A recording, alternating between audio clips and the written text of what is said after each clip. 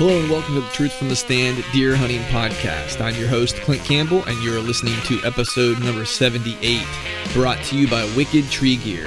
Today I'm joined by Chris Hennessy of Backcountry Hunters and Anglers, and we'll discuss some very important conservation issues that should be near and dear to the heart of every person who enjoys the great outdoors.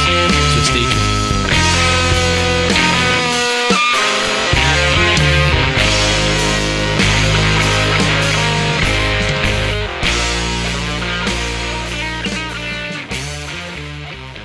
We are back and live. You're listening to another episode of the Truth from the Stand Deer Hunting Podcast. And as always, I am joined by my brother from another mother, hailing from the great state of Iowa, the Hawkeye State, Johnny Utah. What's going on, man?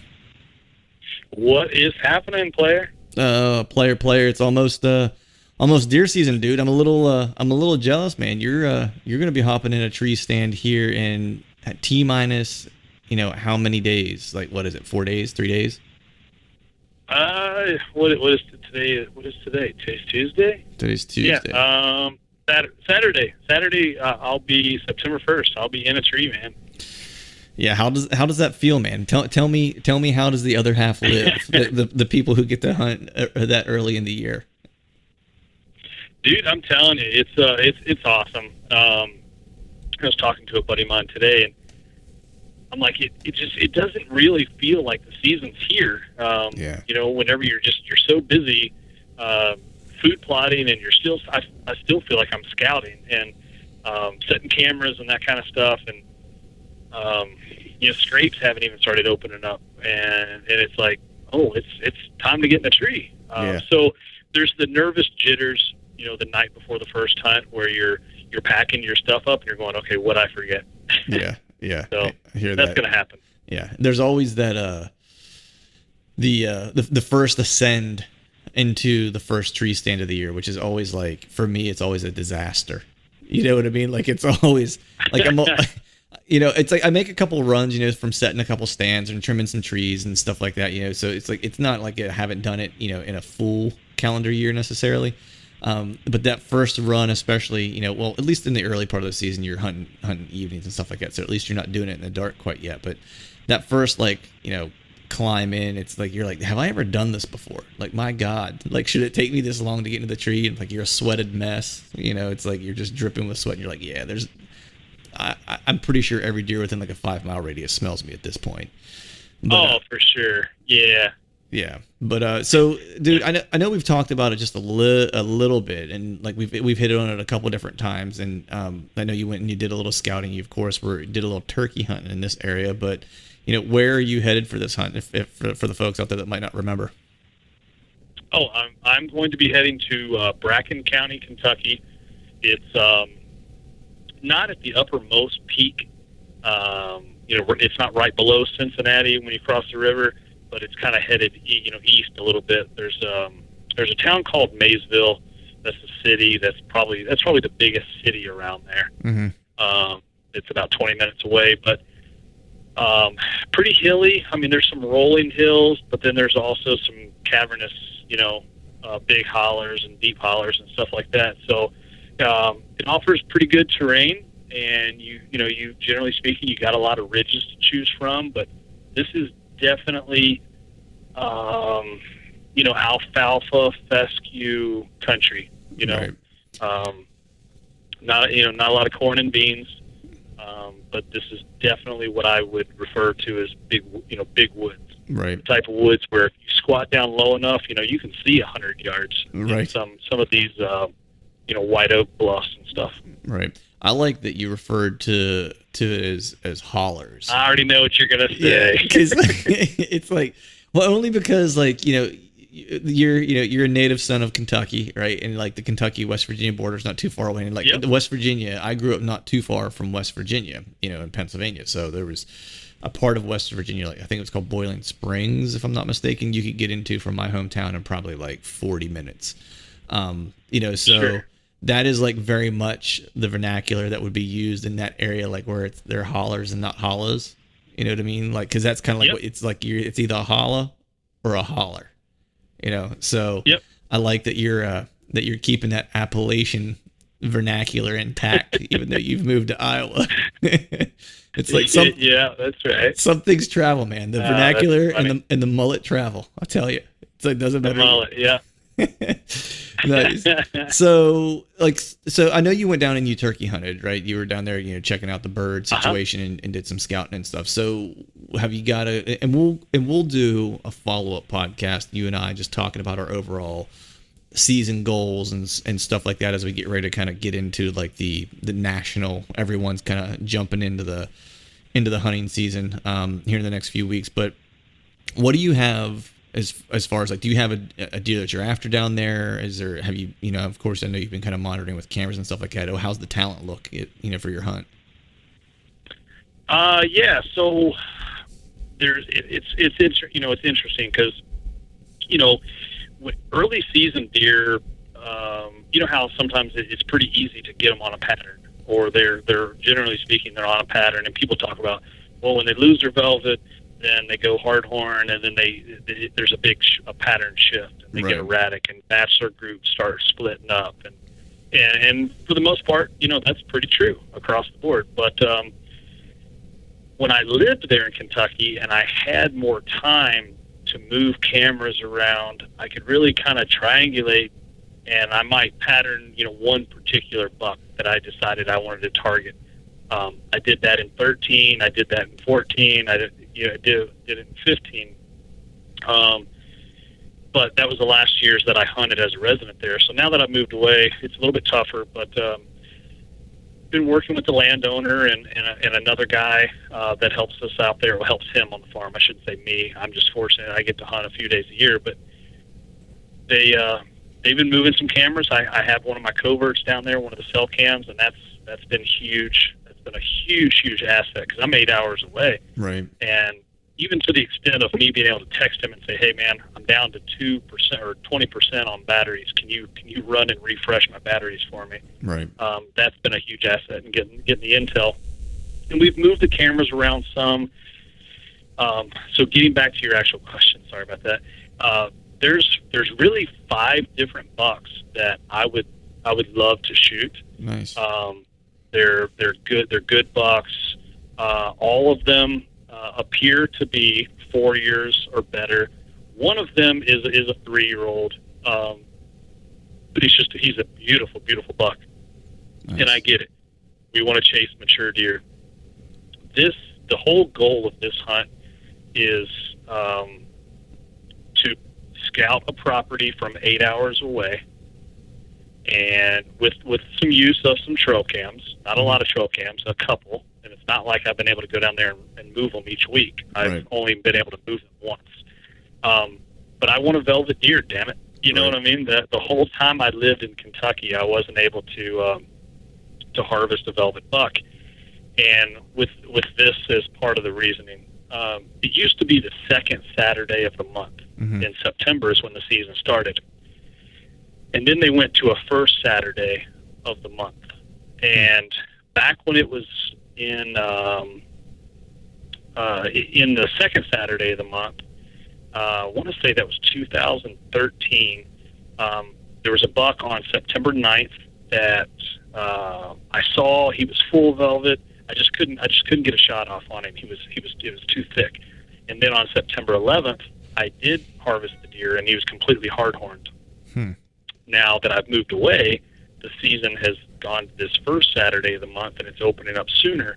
It just so happens that this first Saturday falls on September 1st. Right. And I know that there's a pattern. You can look at the calendar throughout the years, and days fall on different weekends, and that kind of stuff. Right. So it'll be interesting to see what the next few years come, but it'll never get earlier than September 1st. So, to my knowledge, this is the earliest that the season's ever opened. And generally speaking, with normal climate and temps, everybody should have a legitimate 5 days to get a velvet buck, before the first bucks start to shed. So, shed their velvet. So that's the goal, man. The goal is a velvet buck. Yes, I'd like to have a mature buck. I'm not going to shoot a 2-year-old, or anything like that. But there's some pretty decent bucks, man. I'll tell you. I left Kentucky, and the buck herd and the buck population's looking pretty daggone good right now. Yeah, I was kind of checking into. I know earlier in the off season we were kind of talking back and forth because I was considering trying to make an early season hunt, and one of the places I was considering was Kentucky.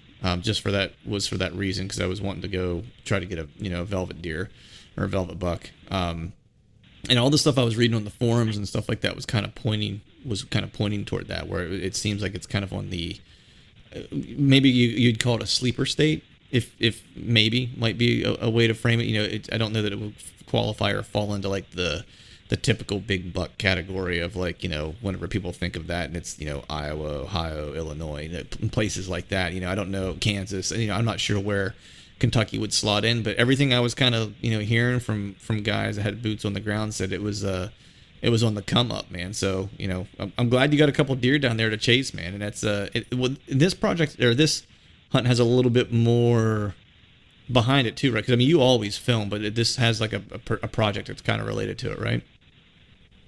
Yes, yeah.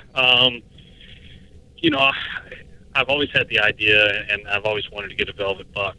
So this year, I am going to film this hunt. Some of the footage will be used, in a Narrow Wild episode, but I'm filming a lot more of the back end story of this hunt for a short film. It'll be a short film titled Chasing Velvet, and it's a project that I'm actually going to be doing with Diamondback truck covers.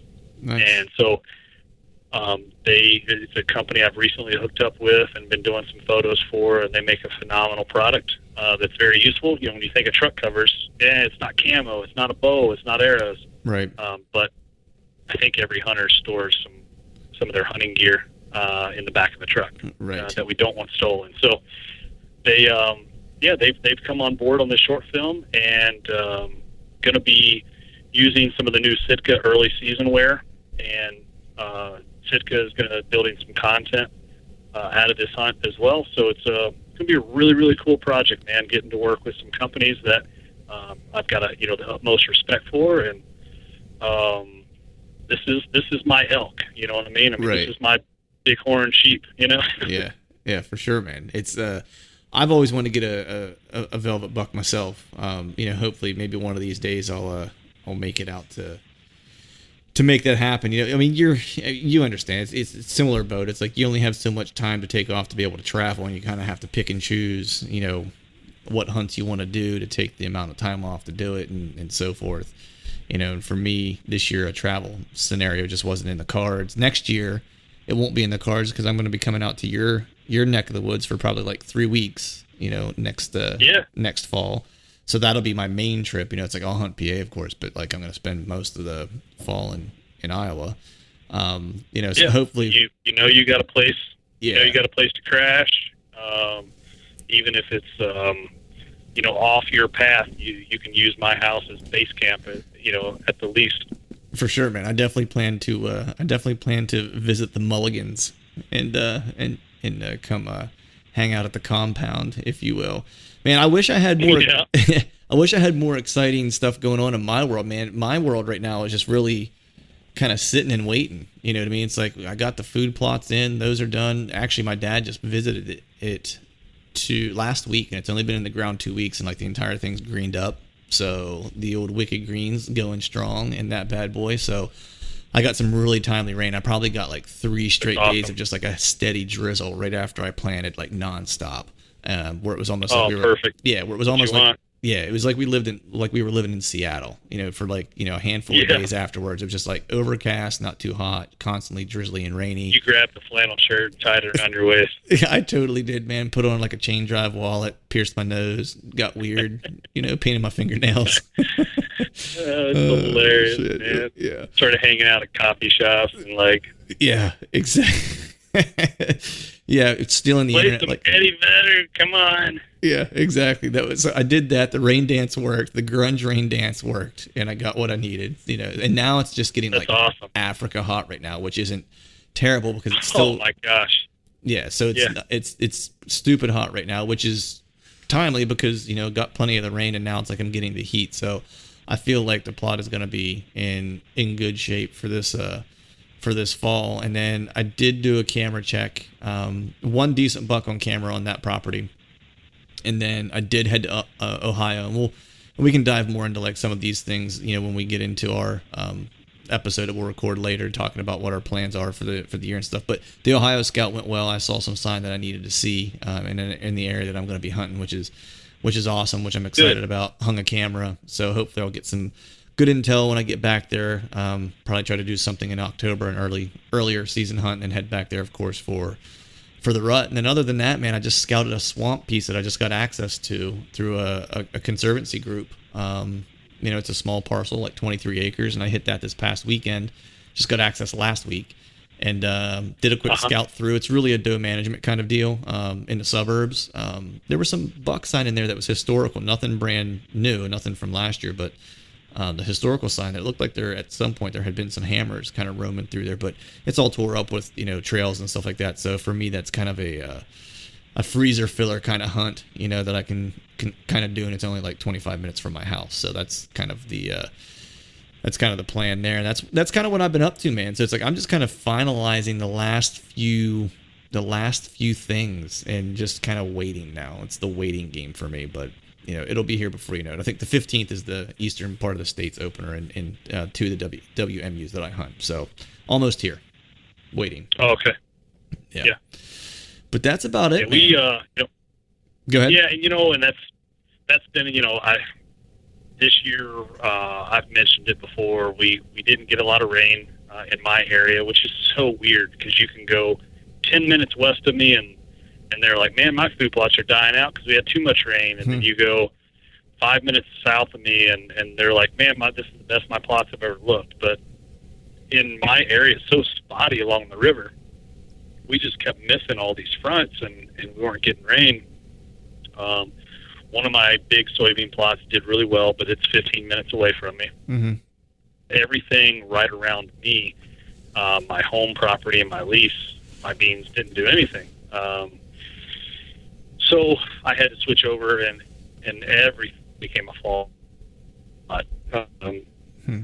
My original intention was just to kind of interseed and overseed some fall stuff in there, but yeah, they're all green plots now. So I use a lot of wicked greens, and the oats, they're just destroying the oats right now. It's so awesome. Nice. They're really hitting the oats right away, and which is fine because it's giving the radishes and everything and the turnips, the clover, it's giving all that stuff a chance to go ahead and get up and get established. So that stuff is filling in really well. I'm real happy with the results of that. Yeah. Like you, this isn't our full-time jobs. So right. The day job, we've been extremely busy. Nice. Wicked is on the verge of breaking into one of the largest chain box stores in the United States, and there's been a lot of work going on there. Tecomate seed is rocking and rolling. The recognition that Tecomate is getting in the Midwest and the Northeast and the North, like I've always said, it's amazing. People are like, so you're telling me that Tecomate seed will grow in the North and the Midwest too? Like, yes. If it'll grow in 120 degree sand, just think what it'll do in these other parts. So right.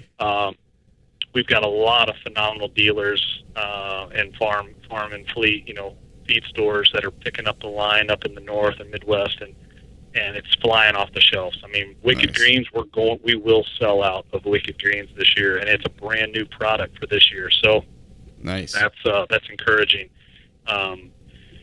Guys like the Tag and Brag guys and the Breaking Point guys, Early Outdoors. I'm leaving some people out here, but I can go on and on. But they're all sending me their pictures in, and they're just like, dude, Yeah. we've never gotten anything to grow in this food plot before. So it's doing well. And Glacier is, Glacier's is rocking and rolling. People are snagging up the coolers now that we have the full line in stock. And Yep. so it's the day job has been very, very, very, very busy. Along with the Arrow Wild stuff. But Right. I'm looking forward to a little bit of a break. I'm still going to have my laptop with me. I'll be working during the days, typical early season hunts. You go out that last hour or 2 hours of daylight or whatever. But Right. so I'll still be working during the day.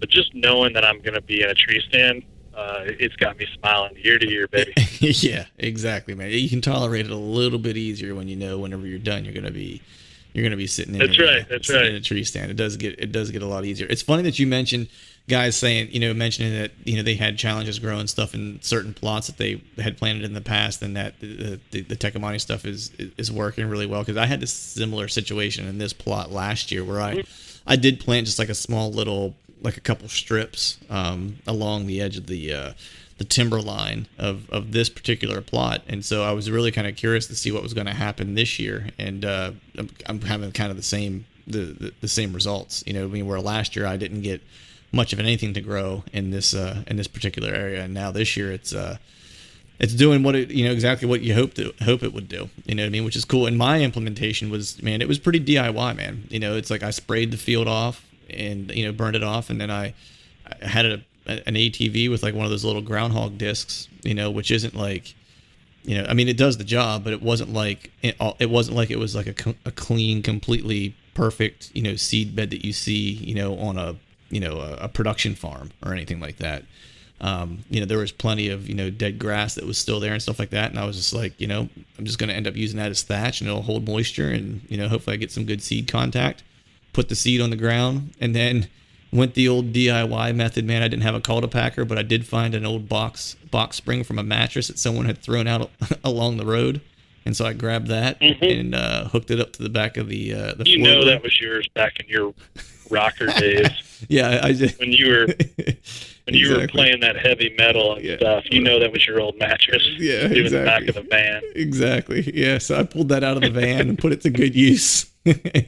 Drug the field with it, and I was like, cool, let's get some rain. Got some rain, man, and so it was, it wasn't like I had a ton of tools to use necessarily. It's pretty common stuff, an ATV with a little disc and a mattress spring, or a box all spring. You need. Yeah, so, but cool, man. So I think, with that, man, a quick little catch up before we jump into this next podcast. We've got Chris Hennessy on from Backcountry Hunters and Anglers. Chris is a fellow that cool. Yeah, so he's a fellow I ran into at the Great American Outdoor Show in Harrisburg. He kind of heads up the Pennsylvania chapter, and he does oversee a couple other kind of regions in this specific area. I think Virginia. I think what they call it is like the DC something area. It's related to everything that's kind of around DC. I think is what he kind of manages and monitors. Pennsylvania has a relatively new chapter that's growing at a pretty good rate, so that's encouraging to hear. And one thing that he and I wanted to touch on was just the Land and Water Conservation Fund, that it is coming up on expiration here, I think, at the end of September, like September 30th. I think it's something that's been in place for around 50 years. Many presidents have reappropriated it or reapproved it along the way. And what it does is it is a fund that, provides money for a lot of different conservation kind of acts and initiatives, from, everything from broad scale, clean water to, building a baseball field in your local community. So we'll cover a lot of different topics, but that is one of the things that we do want to cover, because it's an important piece of legislation. It's coming up on expiration, and just want to make people aware of it. So with that, we'll go ahead and get Chris on the line. Hey, I was going to add one thing. Yeah, go ahead. Before we get Chris on the line. Yep, that was just a psych. That was a psych. That was a psych. No, I think it's important Oh, I wanted to bring it up. They are in the process of getting an Iowa chapter Nice. For backcountry hunters and anglers. So last week I was on a conference call with kind of the founding members of that, and we're getting that going, and going to be doing some pint nights and kind of some deer hunter mixer kind of things, Right. No farmersonly.com stuff, but nonetheless do some pint nights. And the BHA, it's a cool movement, man. Yeah. I think they're going to have a lot of success. It's something for guys and girls easily to get behind. It kind of breaks that old nomenclature of we're going to have we're going to have a banquet, going to have a whitetail banquet. And Yeah. generally speaking, sometimes those things can get boring. They all are very important, and they all serve a purpose. But the method, it seems like, the way BHA is taking that public land front and addressing some different topics, I think it's great. And seeing the groups move east and fill into the Midwest is exciting for the future of hunting and conservation. Yeah, So 100%, man.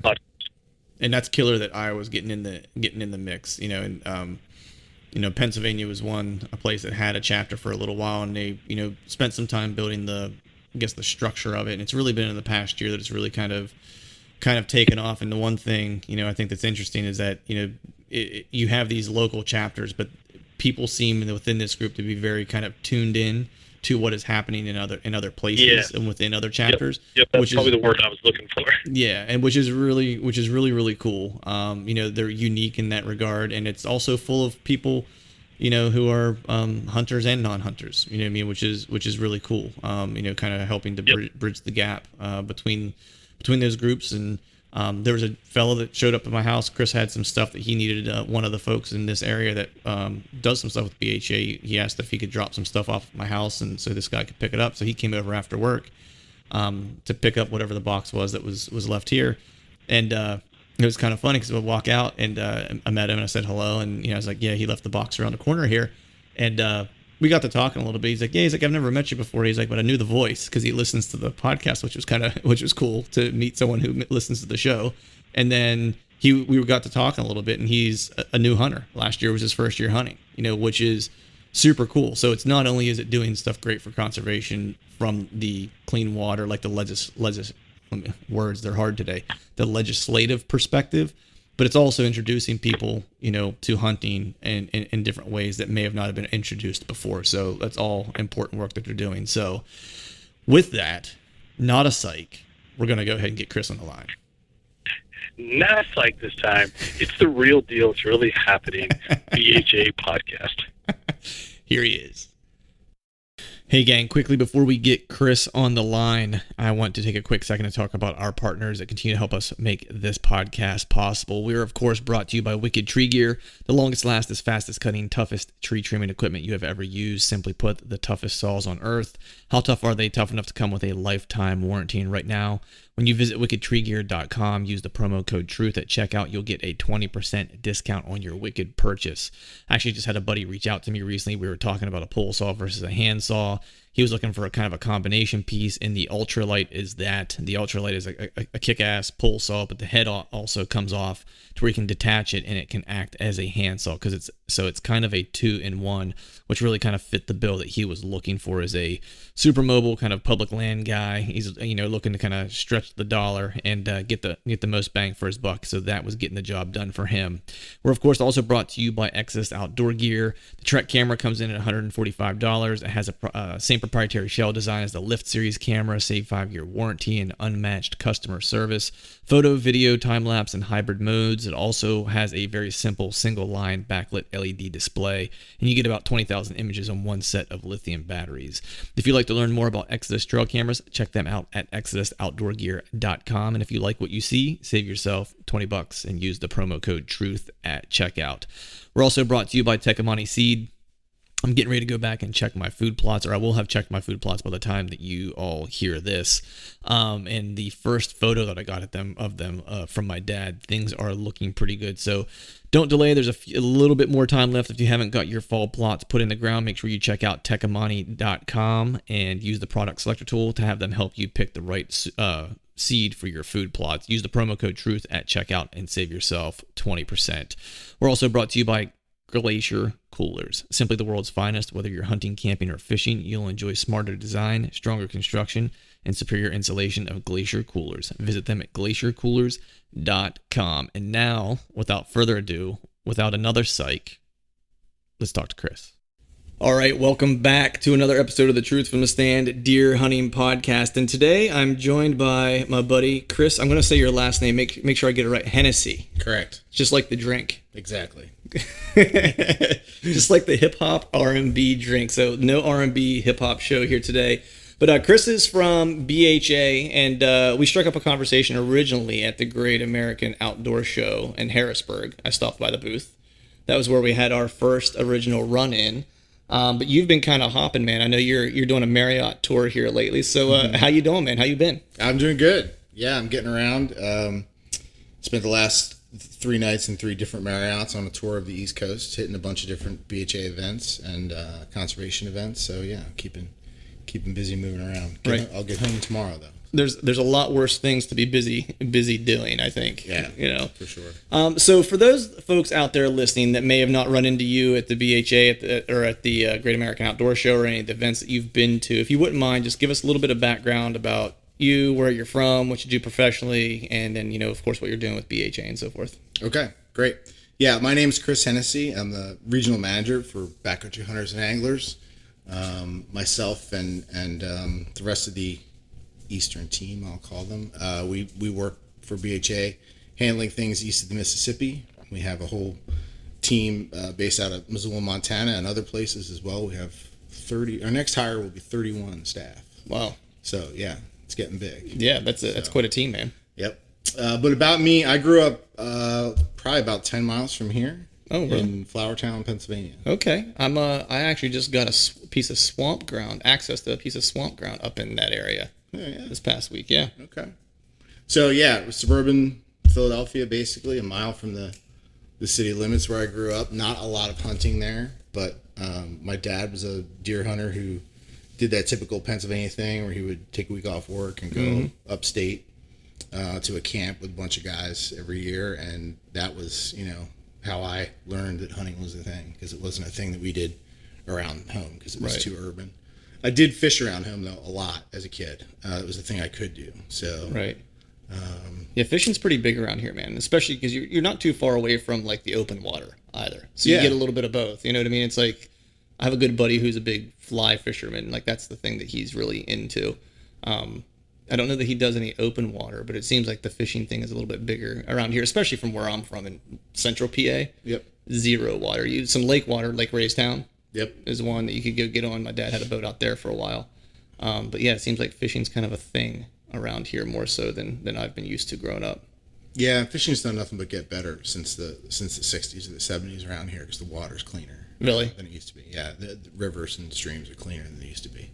A lot more manufacturing back then. Is that what it was? Or? Yeah, it was manufacturing and lack of environmental laws, basically. Regulations and so Clean forth. Water Act worked, and it cleaned up our rivers and streams. Right. So, yeah, but I grew up. I would drive right past here, actually, on County Line Road, to get to Peace Valley Park. Okay. Yeah. When I was a kid, to fish Lake Galena for muskies. Nice. So the only 2 things my dad really cared about in the outdoors was deer hunting and muskie fishing. Right. And Lake Galena and Lake Nockamixon.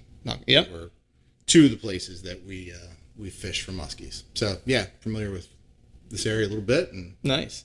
So I know as we were walking in, when you pulled up and my attack dog licked you to death, and slobbered all over you. We were talking a little bit about our seasons and prepping for the upcoming 2018 season. So what are your plans for this year for deer hunting? Because it's just on the eastern part of the state here, you might remember, like we're only 2 weeks out at this point, or by the time this launches, only like a week out. Right. Because it'll be live the 15th is when archery season will start here in 5D and 5C. Okay. So we're getting close.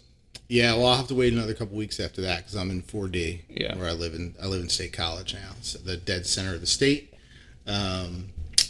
Whitetail season for me is going to be a typical one this year. Most of my hunting spots are within 15, 20 minutes of the house. Nice.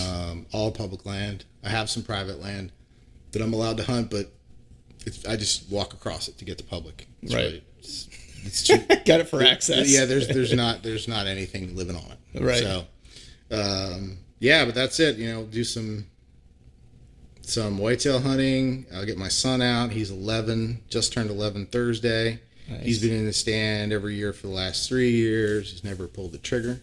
Nice. But we're getting there. We hunt with a crossbow. Okay, nice. For archery. So hopefully we'll get William on something. I got a double ladder stand set up that we set up last weekend. Got some cameras out. I got a hunting buddy that he and I sort of share cameras and monitor properties together. Nice. So, that's cool. Yeah, we're keeping an eye out. We always have a pretty good supply of does and right. gotten lucky the last 2 years. I've gotten a decent buck the last 2 years in a row. So There's nothing hopefully wrong. that sticks. Yeah, nothing wrong with those freezer fillers either, man. No, I love That's that. for sure. I'm all about that. I'm way more of a meat hunter than a horn hunter. Not that I mind them. Yeah, But yeah. Definitely don't turn them down when they present. Right. Yeah. But I've eaten a lot more doe meat than I have buck meat, I guess. Let's just put it that. Yeah. Let's put it that way. I'm trying to get my daughter out. This will be, well, not trying. She's asked to go this year. I've not pressured her. Mm-hmm. She's gone turkey hunting with me the past 3 seasons, I guess, that she's gone with me. And she's been interested in deer hunting, and she shoots a compound. She can't pull enough back yet to, let one fly on an animal at this point. But this year she did ask to go, and so I'm going to be doing the 2-man ladder stand deal on. My father-in-law has a farm back towards home. A nice easy setup, early season hunt for an evening hunt. That way it's nice and warm for her. It's not going to be cold, Yeah. So it's all about letting her have a good experience the first time. But hopefully, I'm hoping to be able to put a doe in the freezer that night so she can kind of see the whole thing unfold. Because I think once she has one approach the stand and gets that adrenaline pump, I think I might have her hooked then at that point. She just needs to have that one thing. Because turkey hunting, I always admit, it's like I'm the world's worst turkey hunter on the planet. So turkey hunting with me for her is like a really bad experience. It's not the greatest introduction to hunting, if I'm being 100% honest. So much so that I actually took a friend with me this year. I was like, hey, man, you got to help me with the setup so I can do some calling for me because this just isn't working out. make something happen. Yeah, and it still didn't work. But that's cool, man. I wish I had everything 20 minutes for me, man. I would love that. Most of my stuff's like a 3-hour drive back home. I do have a couple public pieces around here that I'll hunt. And then I just got access to a swamp. I'm a member of a heritage conservancy that conserves like certain parts of land from being developed and so on and so forth. And so they come in and have a group of guys, whatever it is. I think this year there's maybe 50 of us or whatever, and they give you access to these pieces of ground that are private but public access through permission or whatever. Yep. And basically the real job is trying to reduce the doe numbers and so forth, right? But if you kill a buck, it's okay. It's just they want you to try to take doe numbers. So Sure. You load up on your doe tags and you try to fill your freezer, and it's usually small chunks of timber in between homes and stuff like that. So it's like the pinch points are pretty well defined. So it's like as long as you put your time in, you usually end up being successful. At least that's what I'm hoping for. But so BHA, man. So for those folks out there listening that may not be as familiar with backcountry hunters and anglers and what you guys do and what it is, could you just give us a quick, the Cliff Notes version of what you guys are and what you do? Sure. Backcountry Hunters and Anglers started in 2004 by a group of folks sitting around a campfire out west. It was 6 men and 1 woman. And what they were talking about was that there were great conservation groups working in the U.S. and across the country, but that they seemed to be region specific or species specific. Mm-hmm. So wild turkey, elk, Right. Foundation, local land trusts, and local conservation orgs that would work in one state or part of a state. And what they felt was lacking was sort of I don't want to say umbrella group, but a group that cared about all species, all land and water, no matter what. And specifically no matter where it was. And at that time, specifically too, backcountry was really important to them. It was stuff that was far from the road, where you needed to put a backpack on and work your way out there. Right. Talking about riding ATVs or something like that. So that was the original beginning of BHA. And it went along for about 10 years doing well and growing, but not growing exponentially until my boss, Lan Tawney, was hired. And Lan came on with a lot of experience in conservation. He worked in D.C. He'd been around. He had a bold vision, and he came with experience and solid backing and a board that was all for getting big. Right. And that is what has happened. Right. Land is executed on his vision, and we're now 31. We'll be 31 employees, I believe, the next one that gets hired. So, Nice.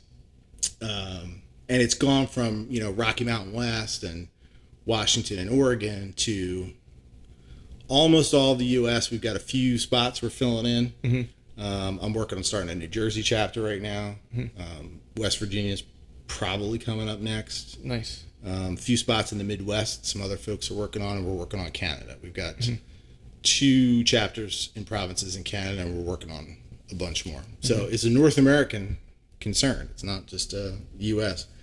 And our main focus is, making sure that wild public lands and waters that are fit for hunting, wild lands, fit for hunting and fishing, stay fit for hunting and fishing, and stay wild lands. We want to make sure that they're there, that we have access to them, and that when we get there, there's something to hunt and fish for.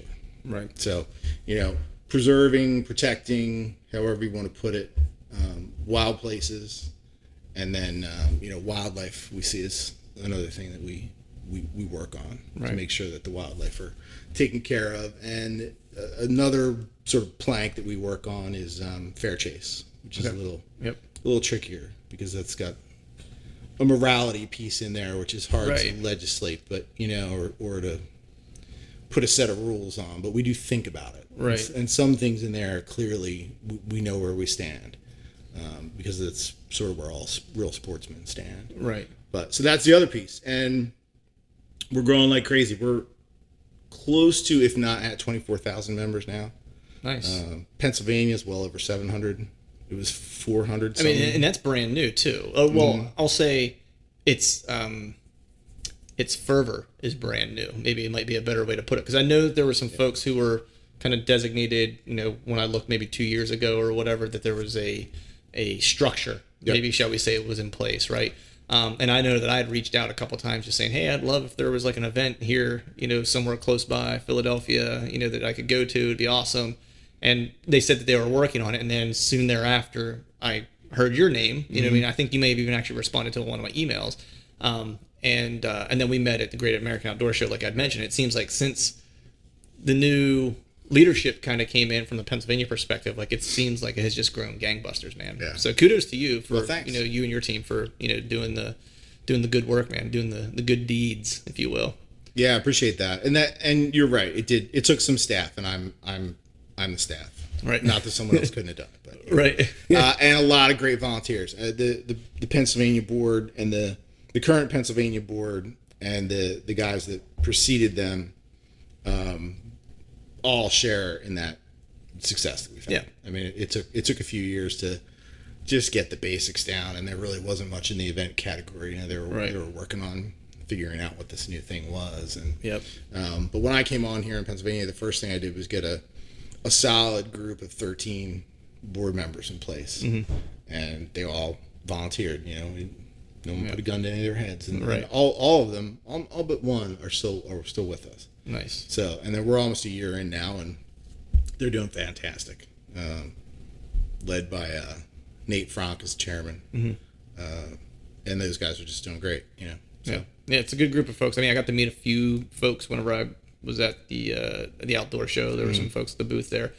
Solid dudes and women. Don't let me exclude. You know what I mean? But because I met both while I was there. But it was just like when I say solid dudes, I'm just encompassing everybody. So solid people all the way around. Well, it is all men, but that is not by design. So if there's any ladies out there listening who would like to be on the board, we'd reach out. We would really like to have a more inclusive board. So that'd be awesome. So I'm curious, man. You were mentioning West Virginia might be getting ready to come on board here, and hopefully some the groundwork is being laid to do that. I'm just curious, thinking about the type of work you guys are doing and stuff like that. Do you notice? And I know that you kind of preside over PA, but of course you're talking to your colleagues and so forth. Well, I have a bunch of other states too. You have a bunch of other states. Oh, yeah. Okay, yeah. So what are those? I'm Pennsylvania. I cover Pennsylvania, New York, New England, and the Capital Region. Capital Region is Maryland, DC, and Virginia. Okay. So yeah, I'm all over the place. Right. Yeah. So, hence the Marriott tour. Yes, and we have similarly dedicated boards in all those places. Okay. Interesting. So I'm just curious if when you get into places like, say, like West Virginia, for example, or states, just any state, right? Pick a state that has a strong economy related to mineral, right? Extraction or use or whatever the case is, right? Mm-hmm. Do you find it more challenging to create, I guess a structure in those places, or do they seem just as open and willing to kind of have the conversation and get involved? Yeah, that stuff doesn't. I mean, it's everywhere for one thing. We've got plenty of extractive industries in in Pennsylvania. And BHA is not, we're not against extractive industry. We realize that, I got gas in my house. Right. Yeah. So Got it gas in comes my from car, somewhere. whatever, yeah. Until we make a sea change on where our energy comes from, we realize that there's going to be extraction. Right. So it just becomes about doing it in a way, right, and kind of like aligning to how it's going to be done. Yeah, and what we would say is there are places that are too precious to drill or what, or mine or whatever, no matter how bad we need it, because Right. they are that valuable. Right. So, but a lot of places, yeah, we get it. It's got to come out of the ground. Yep. But to answer your question though, I mean, the way our chapters start is that people demand it of us. I mean, That's awesome. basically we wait until there's a climber, and that we have folks on the ground who are willing to step up and be committed to running a chapter. And also Right. we have minimums on how many members we have in that state. Right. So we'll set them on a process to make sure they have the membership numbers, and then also the leaders in place. And then once all that happens, we'll start giving them tools to run a chapter, because we have systems Right. Yeah. from national. And once they think they're ready, they get to write a letter to the national board and present their case, and the national board will vote whether they get chaptership. That's awesome. Yeah. So Yeah. there's a system in place for it. It doesn't happen, Doesn't happen overnight, right? Yeah, and it's designed not to. Right. Well, yeah. I mean, it's like you want to make sure the folks who are doing it are going to be committed. Right. You know what I mean, to it, because because you are touching at times sensitive issues, right? And so you can't have, I work in marketing and advertising, right? So you can't have someone damage the brand and damage your ability to get good work done in other places, right? So you have to be mindful of the type of folks who are going to be representing you in these different places, and make sure that their commitment level is the same. They have the same morals and ethics, and are going to handle sensitive situations in a similar way that national and those who they work with locally want to be managed the same type of way. And we need the state level volunteers and leaders to have credibility for one thing, but also we need their knowledge. They know best what's happening in their state. Right. So we rely on them to be the eyes and the ears and to guide the policy. It's a very, we call it grassroots, and it is. I mean, it is a bottom up organization in a lot of ways, which is how we want it. So, have that volunteer system, that state leader system, is key to how things go here. Right. And so. Yeah. Nice. So I think you mentioned national, right? And it has its origin is in the West. Mm-hmm. One of the things, I think, folks, when they hear of BHA, if they're familiar, I think a lot of folks just kind of default to thinking that they deal more with Western issues, right? Because that's where they got their name, right? It's where it started. And it's also a place where there's been a lot of recent, like in the news type of headlines where, BHA was involved in having a perspective on it. And I'm sure to probably a high degree had some type of like real advocacy involvement in making changes or putting forth, helping to hopefully shape policy and stuff like that. So, I think one of the things, especially in a place like PA or on the East Coast, that there's a little bit of a disconnect because folks might not feel like it's impacts things that they're interested in, right? Because it's just like voting, right? So you vote your conscience, you vote, everyone should go vote what's important to them and not what's important to their neighbor or the person 3 states away, right? They should vote what's important to them. So from that perspective, what are some of the things that BHA is doing on behalf of deer hunters? That way, whenever you're talking to, the places like PA and Michigan and Iowa or, Georgia or whatever, where deer hunting has a huge culture, and that's the thing that's most important to them, just from a hunter's perspective, because we know there's non-consumptive users that have, aspirations and likes and dislikes as well. But for the deer hunter and the Pennsylvania deer hunter, like what are some of the things that BHA is working on their behalf? Sure. Your perception is right. Like the big, I hate to call them sexy, but the big sexy threats are out west, right? Where wholesale federal land takeover is on the agenda for some people. The people that we fight against, and in the East we do have plenty of federal public land too, and one of the reasons that BHA exists here is that we feel if there's success in the West, the next place they're going to come is here. Right, because we have more people here. Land is more valuable here. A lot easier to get mineral oil, whatever you're extracting. A lot easier to get it on the water and send it somewhere here than it is in the middle of the West. Sure. And while in Pennsylvania we always think of public land, or not always, but largely think of public land as being state land, Right. Because we have a great system of state lands here. That's not always the case. There are big tracts of federally managed land in Virginia, down south. We have the Allegheny National Forest here. There's Green Mountain National Forest and others up in New England. So they're the federal land. What happens with federal land out west can have an impact on what happens here with federal lands too, but I wouldn't limit it to federal lands. I think Right. folks that want to take public land and use it for their benefit will eye up Any piece of the public land. prizes of the East as readily as they will the prizes of the West, and in Right. some places more readily because Right. it's probably more valuable. Right.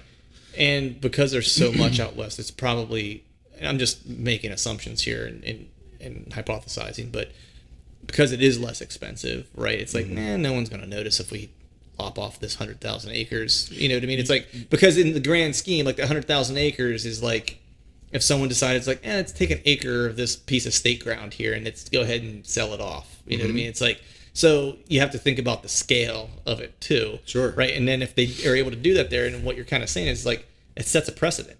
Right. And that's all like when we're talking about law and legislation and all those types of things, when they start to consider whether something is lawful or unconstitutional or whatever the case is, they go and they look at what has been done before.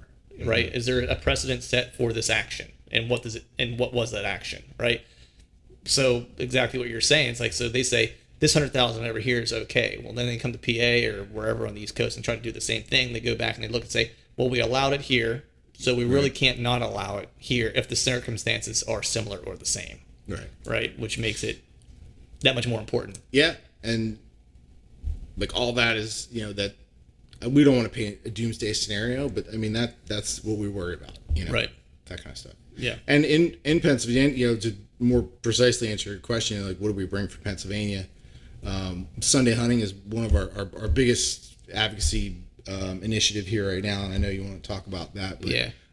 Before we get to that, we have another issue that we're dealing with, a place called Hans Peninsula at Racetown Lake. You said you're familiar with Racetown? I actually read something about it not too long ago. Yeah. So that's another piece that we've advocated here for, and it's not a huge chunk of property. It's 500 acres or so, right on Racetown Lake, and there's a proposal. Racetown is run by the U.S. Army Corps of Engineers because it's a flood control project. So there's a move there by a developer from Texas, I believe, to take over that 500 acres and build a marina and like a hotel facility, and he owns adjoining private land. Right. So he wants to connect these two, basically lease this chunk of property from the U.S. Army Corps, and turn this amazing mountainside and peninsula into highly developed A casino. recreation, not a casino, Right, but- well, maybe that is in the plan, but it's not in the current I plan. wouldn't- No one right. has said that officially. Right. It's not been spoken, which doesn't mean necessarily it hasn't been thought of and isn't on some napkin somewhere. I don't want to make it sound like I know what His developers plans are, thinking right. exactly. We only know what his plans are because he's put them on paper. But Right.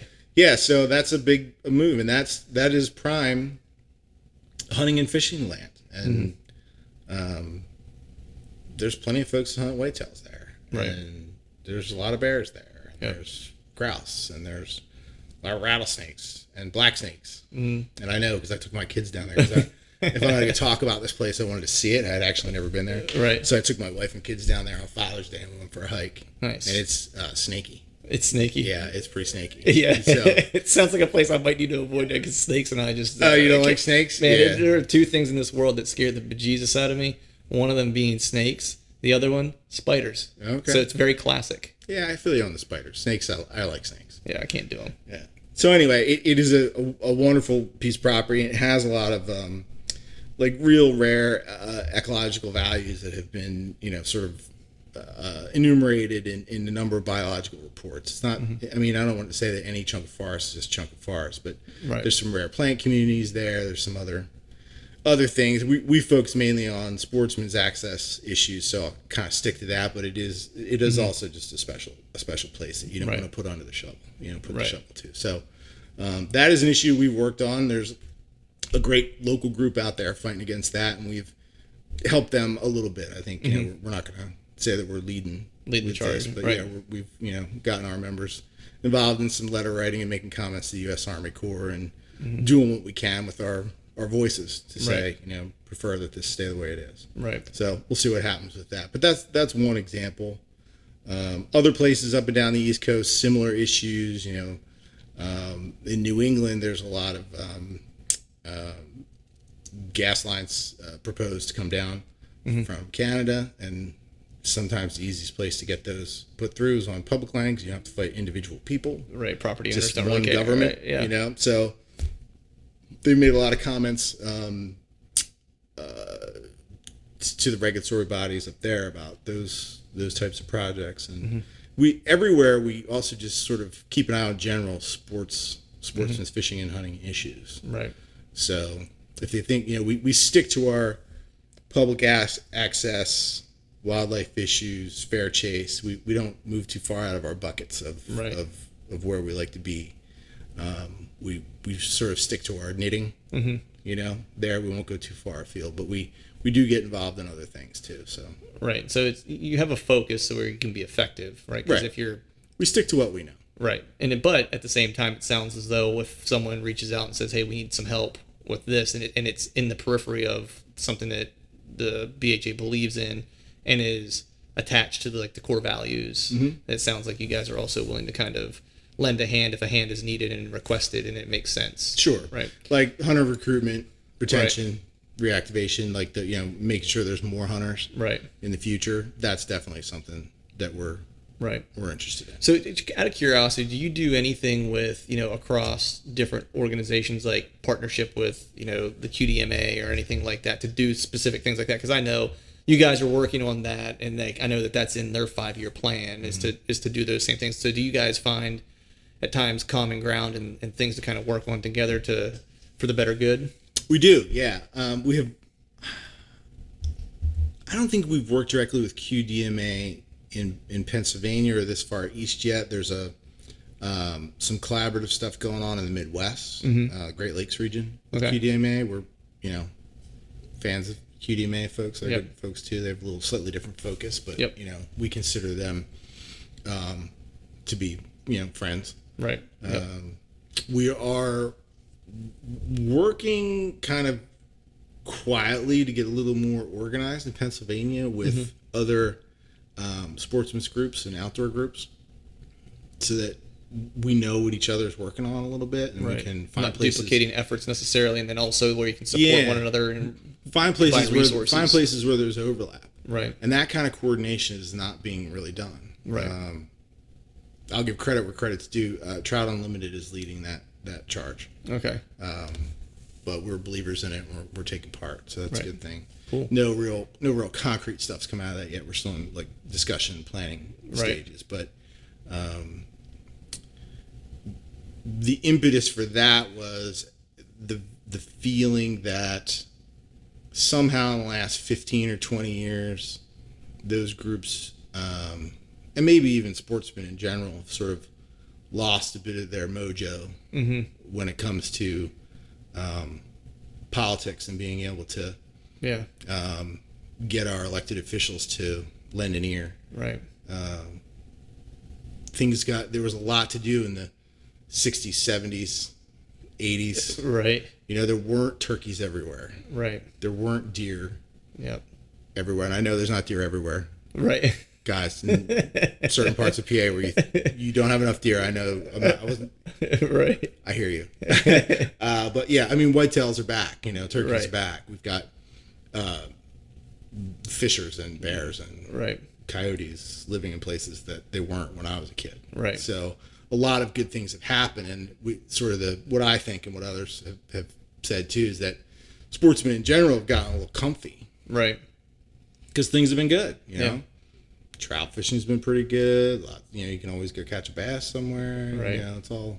See turkeys when you go out, except when I take my daughter. Yeah, I see turkeys everywhere, but the places I hunt. Yeah, I'm in the same boat. I'm in the same boat.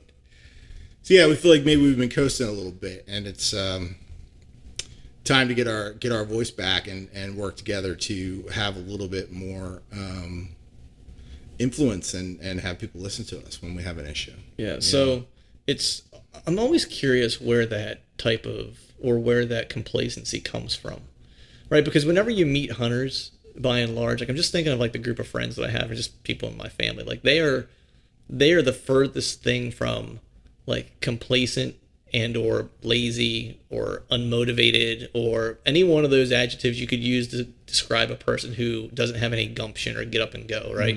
They're the opposite of that.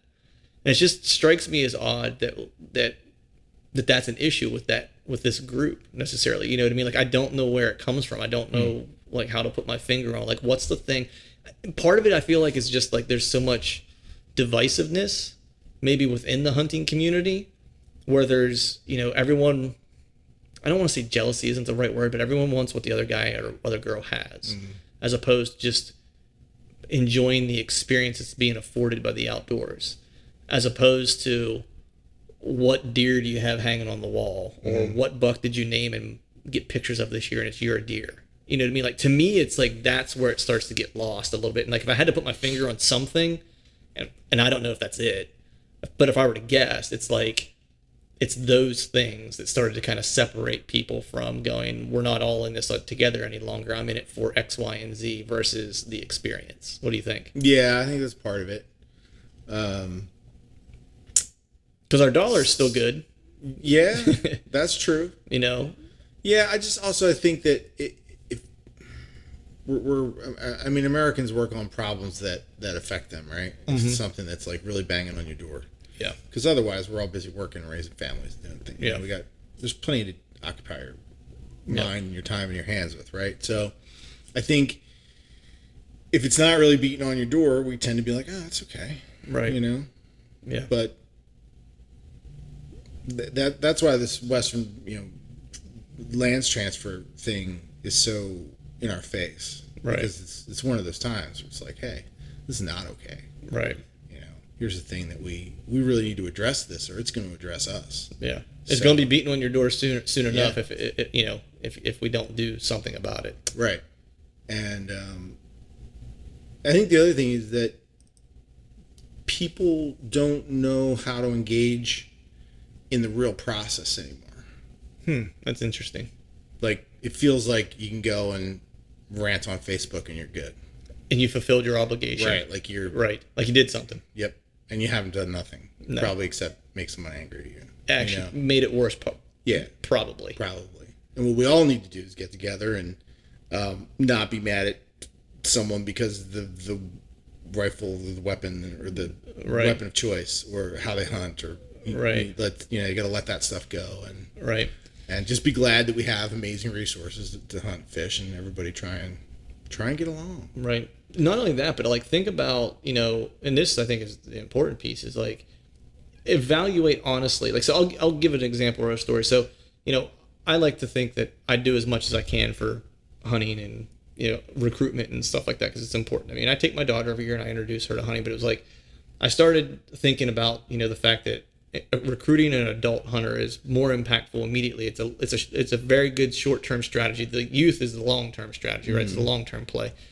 The short-term win is trying to get adults who are interested into some type of hunting, outdoor fishing, some type of outdoor activity sport that's going to create a license sale and additional money for state agencies to use to, you know, keep the habitat, you know, in check and employ state agencies, employ game wardens and whatever the case is, right? Right.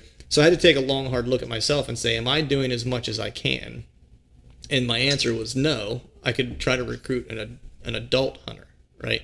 And so I went out and I did that. I think that, you know, we have to have the same type of evaluation when we think about the people we're electing to office, and think about what your priorities really are. Like, have that honest conversation with yourself about what your priorities are. Because I did it, and that's just a very small example, right? I did it like, what are my priorities? And are my actions in alignment with my priorities? And the answer was no. So I addressed it. Might not seem like a big deal to some people, but raising a family, working a full-time job, all those things, it was what I could do beyond being a member of multiple organizations and giving my membership dues, right? Sure. So I think the same thing is true when you think about when you go to the poll to cast your vote. Think honestly about what your priorities are, and then vote for the person who's going to be aligned with your priorities. If your priority isn't hunting, you're going to vote for someone who is not going or into the outdoors or environment or whatever, and you're okay with that, then I'm not saying that that's a bad thing. Then vote for the person who is aligned with your priorities.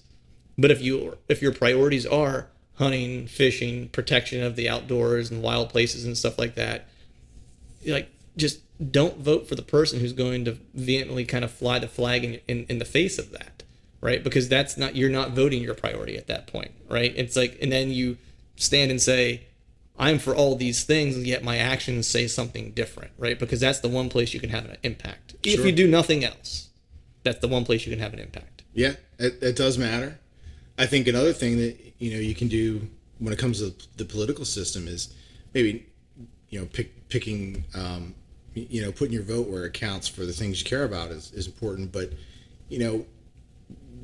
our elected officials are supposed to reflect their constituents. Mm-hmm. So another thing you can do is tell them what you want. Yep.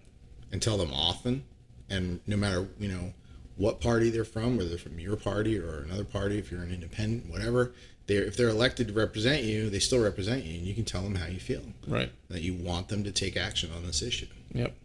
And why. Yep. That's meaningful, and it does change minds. Yep. Power of the pen. Power of the pen. And power of the phone call. Power of the phone call. Yeah. Power of the email.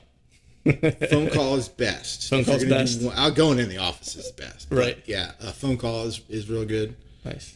Email and letters are good too. Right. Or all three, or all four. So, show up with a letter. Yeah. So we are not an organization that picks parties. We're a 501c3. We don't even if we could, we wouldn't want to endorse one party or the other. What we want is, no matter who you are, no matter what stripe of politician you are, we want you to support public lands. We want you to support hunting and sportsman's issues. And I think that's can be a win for anybody. Yep. And the folks that are aligning against those things that we care about, those issues, we need to ask them to change. Yep. And that's how the system is supposed to work. Yep. So before we continue our conversation, let's talk about Wicked Tree Gear saws. Hardcore deer hunters need hardcore tools. Do yourself a favor and check out Wicked Tree Gear, the toughest hand saws and pull saws on earth. You buy it once, you buy it for life, backed by a lifetime guarantee.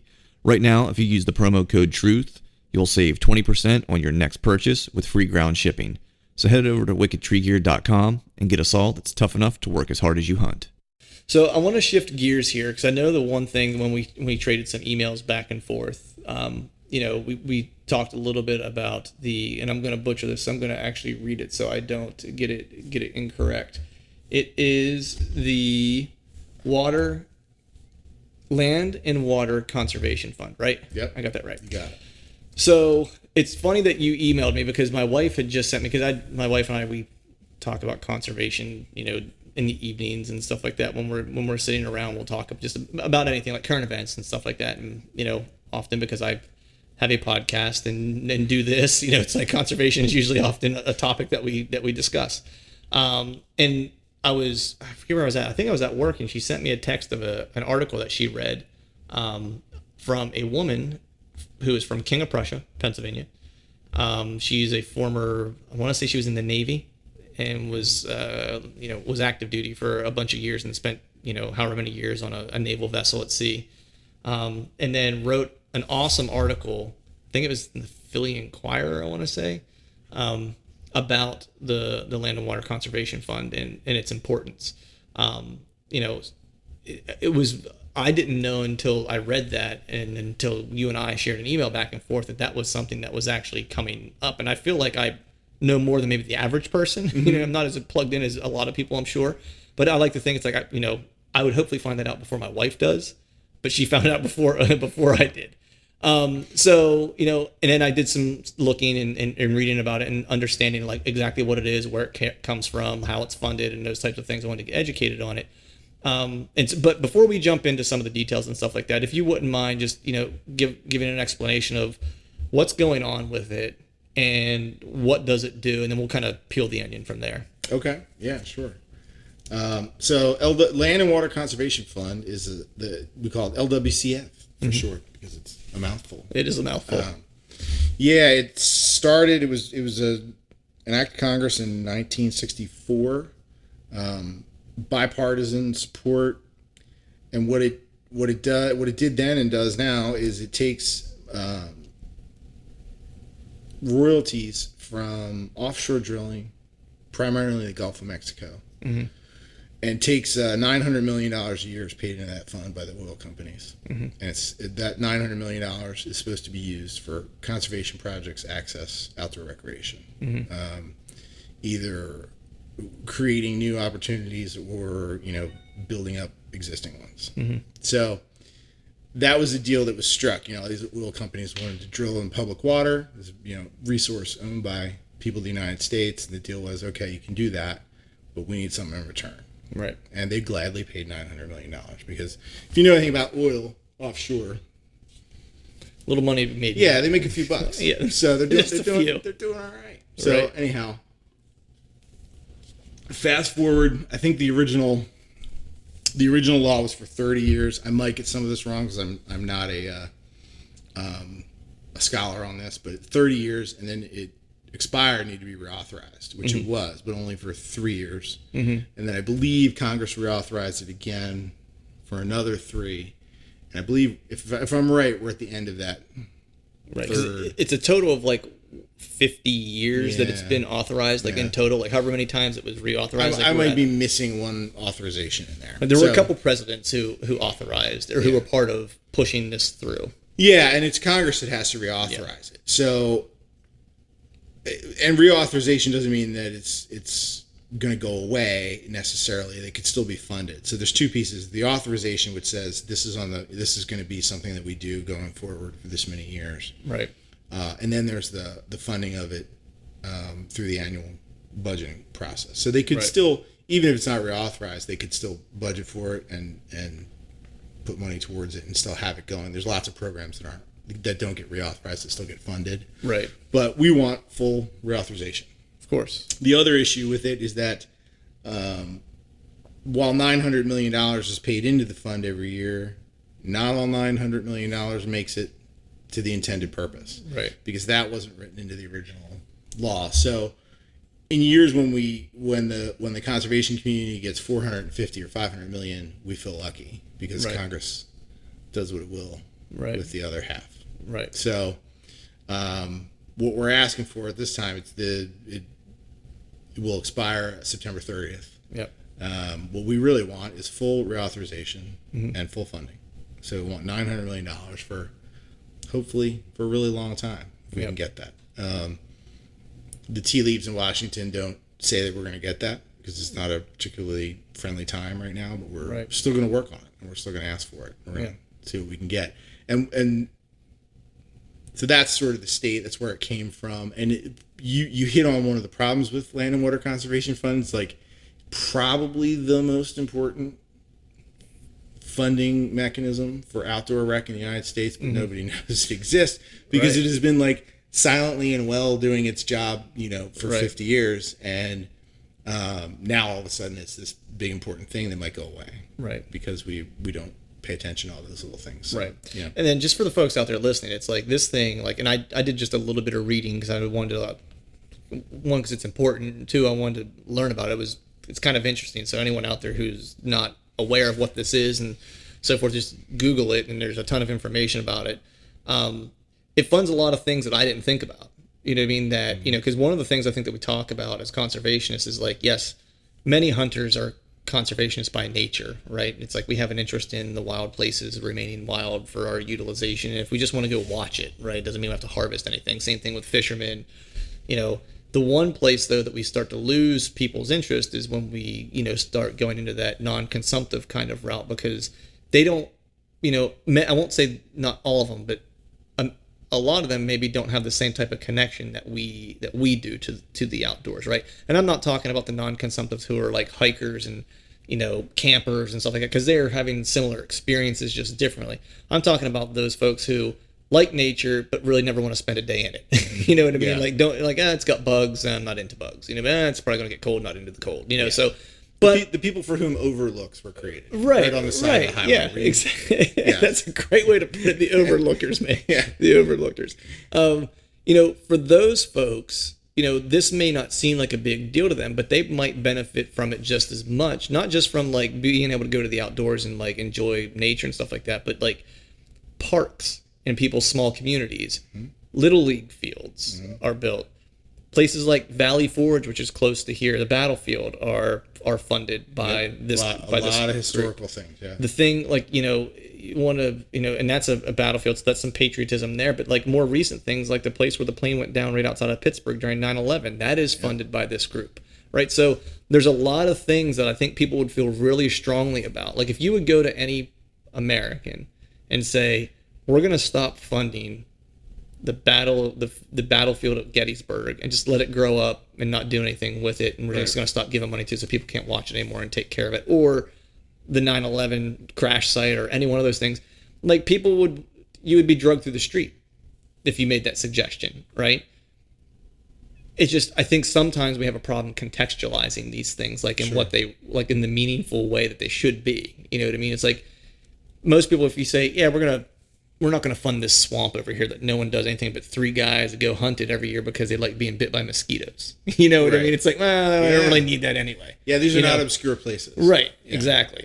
These are places that are meaningful to people and not just hunters and fishers. The one thing when you talk, so there's always a fun word when you talk about Congress, it's reappropriation, right? I was reading actually right before you came over, and so this was kind of staggering to me, like think about this amount of money. So over the course of the past 50 years, I had it written here just because I thought the number was just nuts. 20 billion with a B dollars have been siphoned off and reappropriated from the Land and Water Conservation Fund to be spent, to go into the general treasury, to be spent on, I mean, it could have been spent on $500 hammers. vodka in Russia. You know what I mean? Like whatever. You know what I mean? It could have been spent on just about Yeah. anything. But think about that, man. Like if you call that what it is, like that's where I come from. That's called stealing. You know, the American people were robbed. You know, and no one talks about it. Right. You know what I mean? So it's like, I feel like sometimes we have to use stronger language about what is actually happening. Like reappropriation is a really nice and convenient way to say, like, I just stole your money and screwed you. You know what I mean? Like, that's really what happened. Like, Yeah. like one guy used to reappropriate my lunch money whenever Yeah. I was in elementary school. With all due respect to our elected officials in Washington, they call that flexibility. Right. You know? State fish is steelhead trout. Whoa. So Alexa just chimed in with some the Washington fish is a steelhead. Wow, that's great to know. Yeah. So we just Thanks. she got in the podcast. Called chromers. Right. Yeah.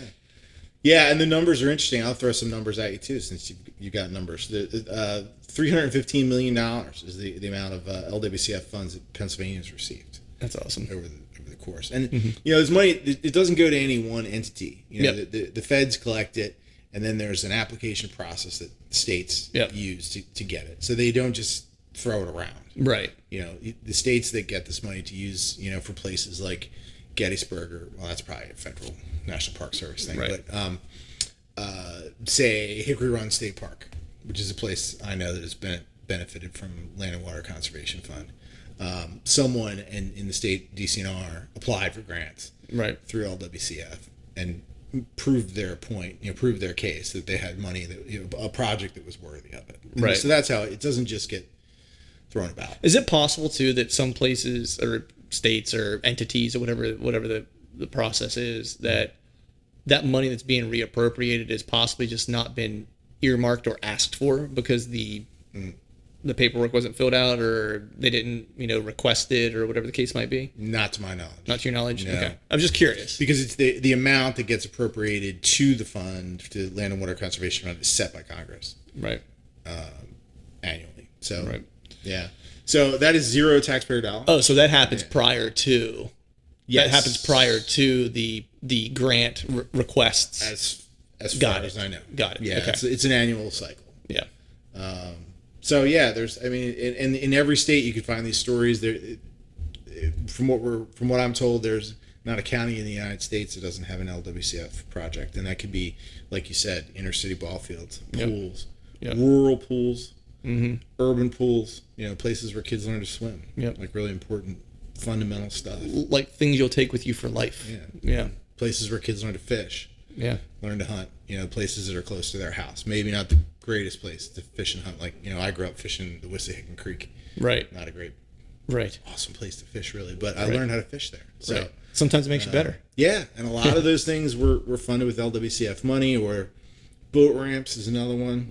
If you fish, a lot of state park boat ramps, a lot of Delaware River access boat ramps, a lot of, they're all funded with LWCF. So it's a program. It's not just for land. It can be used for land conservation, but it's also really those key infrastructure pieces that make it either doable or not to go there and recreate. Right. They do that. Yeah. LWCF money does that too. So super important and imperiled. Right. Unfortunately. What are some ways people can help with it? I mean, I know we're coming up on, it's, I don't want to say D-Day, but there's the clock is ticking when this is going to no longer be official, if you will. So what are some things people can do to help with it? I mean, is there an action that just the common person can take? Yeah, I mean, my BHA and plenty of other groups are working on this. So we have action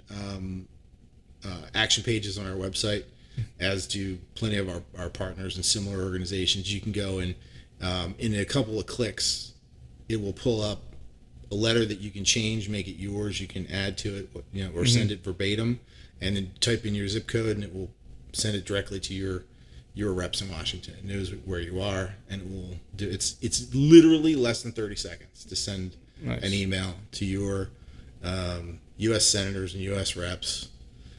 This is not an issue for state level.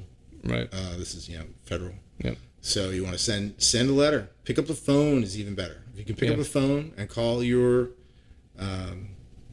senators, call your U.S. reps. Those offices are set up to take calls from people, from constituents. It's their job. They work for you.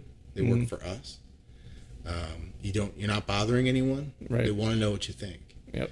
And it's your right as an American to have your voice heard. So pick up the phone, write a letter, call and tell them, Land and Water Conservation Fund is important. You want full reauthorization. You want full funding. That's what we can do. And hopefully we'll hopefully the good guys will win. have some people listening. Yeah. It'd be great. Yeah, there are good things happening. I mean, this is not an unpopular thing. Yeah, I was actually going to ask. Washington, it has bipartisan support. Good. This is not a real, it's not a lot of acrimony over this. There's some differences about like how long should it be reauthorized for, or should it be fully funding. But generally, Land and Water Conservation Fund is pretty well liked. Right. My opinion and what I'm told by people who understand DC better than I do right now, just the atmosphere in DC is not really friendly to getting something like this done without some pushing. Right. Interesting. In Washington, it seems like things have to come down to the 11th hour. Right. Before people will take notice, and hopefully that's what's going to happen here. But we don't want people to stop, pushing. Right. So. Well, and the good news is if it doesn't happen by the the next 30 some odd days or whatever it is, it doesn't mean that it couldn't happen after. No, it's not like it's dead. It doesn't just disappear and go away. Right. The act is still there, and it could get funded even though it's not authorized. Right. There are plenty of programs. But that ticking clock also kind of pushes people to when you have a deadline. Yeah. Right. We've been working really hard on this all year, and I don't want to say frustrated, but we've got a lot of time, and we took 25 BHA members from across the country, from Alaska to Maine to DC in May. Wow! For a fly-in, it was our biggest fly-in ever. When you take your folks to DC to walk the halls and talk to reps, it's called a fly-in. Okay. Nonprofits and other organizations do this. So our biggest fly-in happened in May.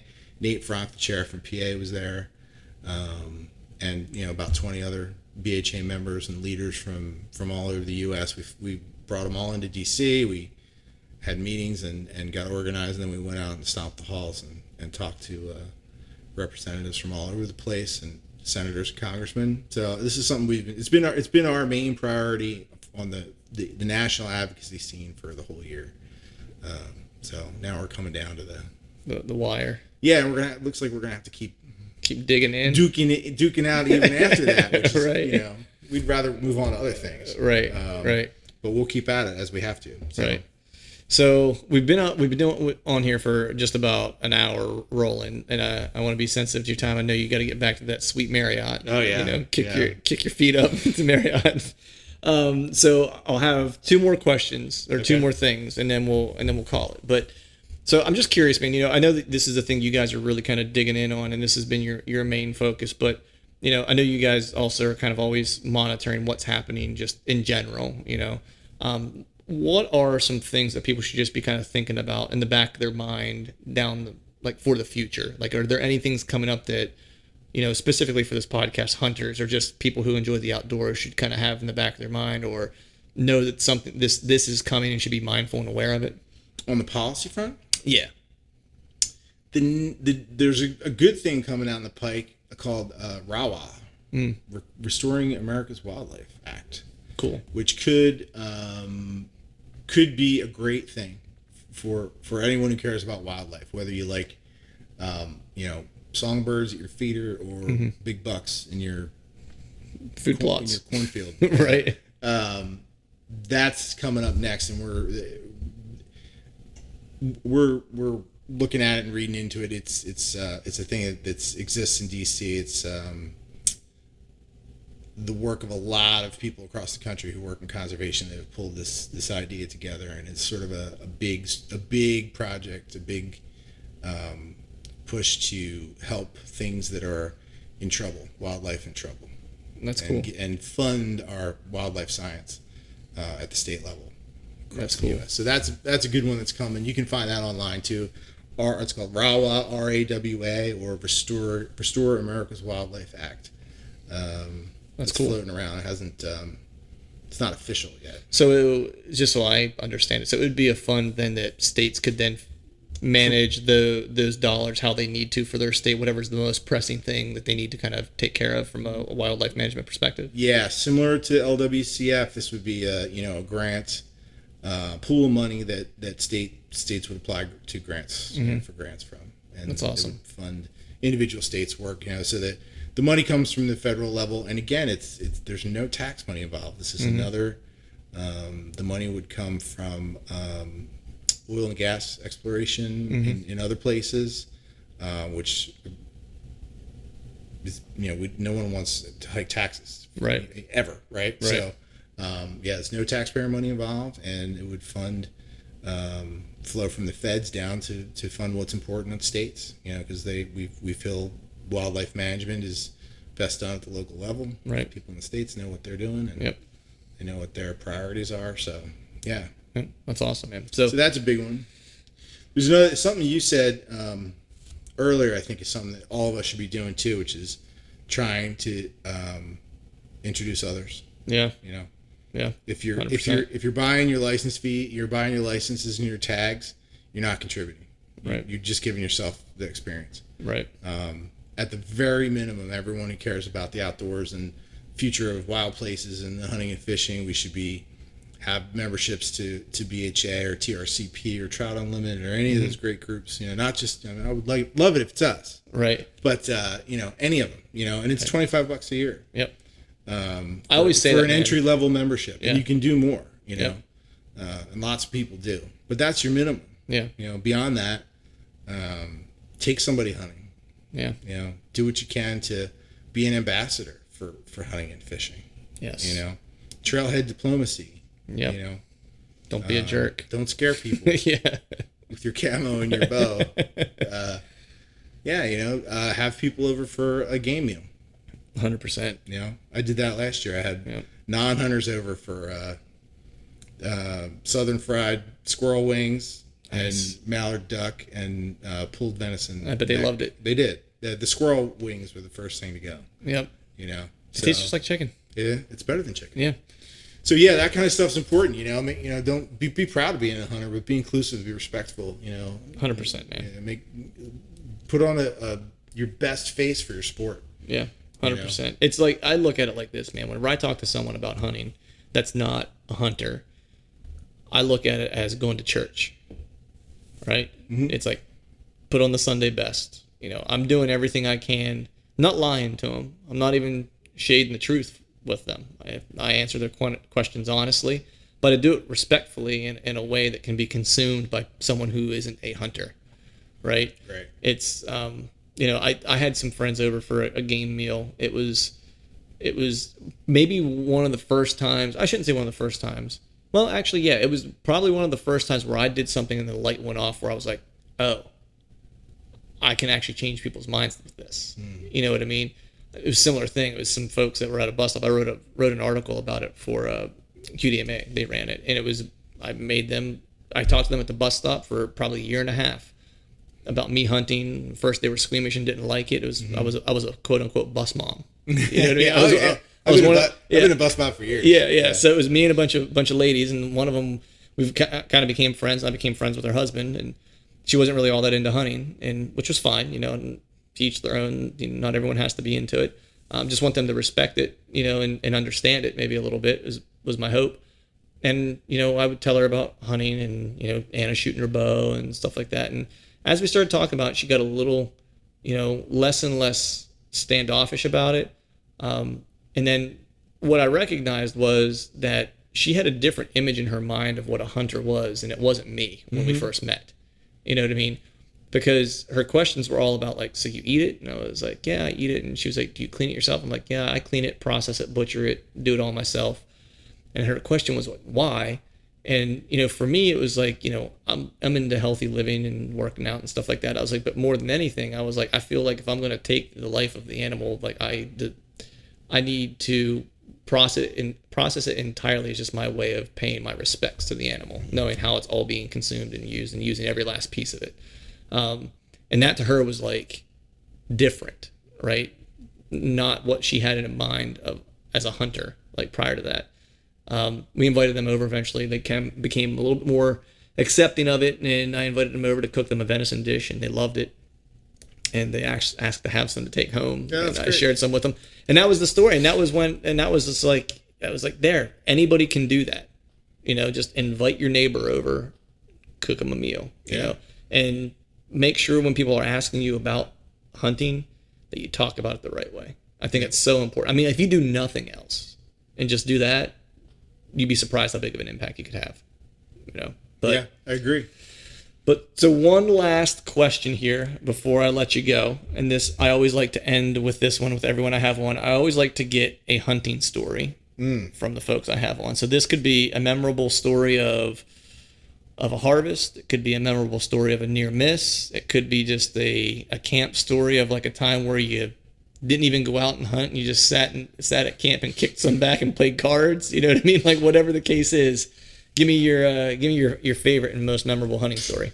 Oh, most memorable hunting story. Now, this one out of all the questions is always the one that stumps everybody because they're always kind of like, man, that's how do I pick?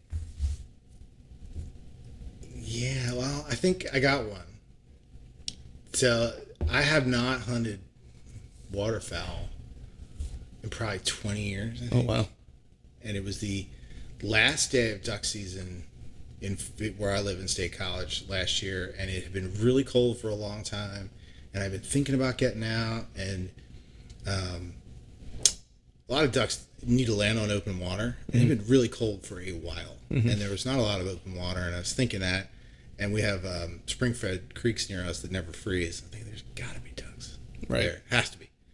So I put down the computer and put on my camo and grabbed, I think a 20-year-old box of steel ammo that I had, hidden in the basement somewhere in my shotgun.